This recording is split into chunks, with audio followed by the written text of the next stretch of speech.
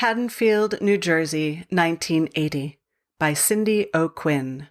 Read by Diane Severson Mori. When your past trails you like a shadow, it becomes a ghost unable to say goodbye.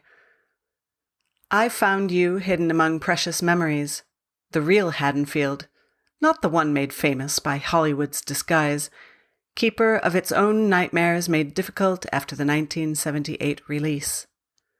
A man in a mask, glowing pumpkins on a once peaceful tree-lined street. I couldn't compete with that Halloween.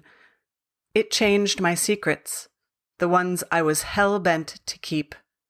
Silence stretched out for 2 years while the shadows in my mind whispered of the monster I would create. There may have been something in the fictional fog, a maniac, a watcher in the woods, terror on a train, something in the deep, someone who really shined, or a skeletal driver for the hearse. Who knows? Could be the sound of Van Halen that made my heart skip a beat. A mind often reshaped by pain inflicted to flesh and bones. I think back to my 8-year-old self and how mad I was because I no longer spent all my time playing in the woods, stuck inside an old house on a scrap of land that was nowhere and 100 miles to anywhere.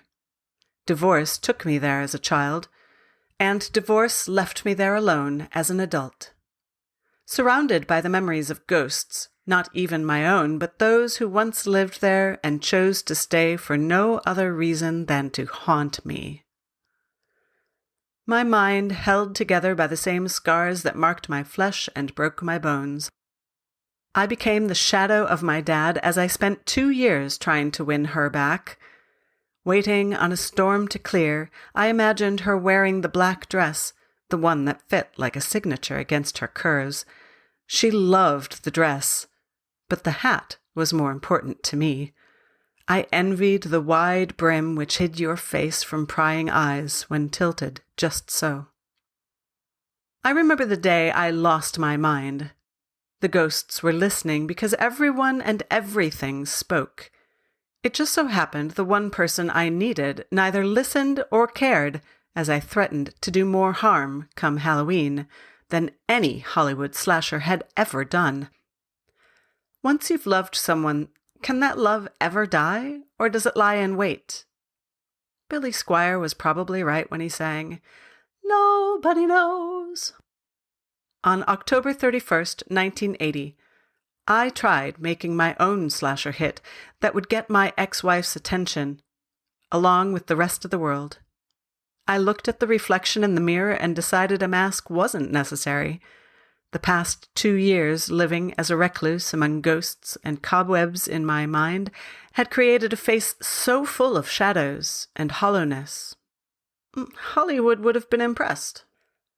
I gathered all the butcher knives from the kitchen, all sharpened to a hair-poppin' edge, headed to the most perfect tree-lined street in the real Haddonfield and parked. Aptly named Elm Street. I laughed, waited, watched the trick-or-treaters start to make their way up and down the sidewalk, noticed how the grass wasn't bright green like in the movie. It was actually fall in real Haddonfield, and leaves were really orange, red, and yellow. Brightest foliage ever. I barely remembered getting out of my car, but I did because I found myself walking down the sidewalk, empty-handed. Mothers looked at me and smiled. Something was wrong. People should be afraid of me. My face, the way it looked in the mirror. 2 boys gave me the thumbs up. A small girl about age 5 tugged on my breeches and said, "I like your costume." What was I doing? How could I have thought of such horror? Turns out there was no Smith's Grove in the real Haddonfield, but there was an Altered States mental health center. I was admitted that night. How fortunate was I to have found Altered States? With any luck, I'll be out in time for Halloween 1981.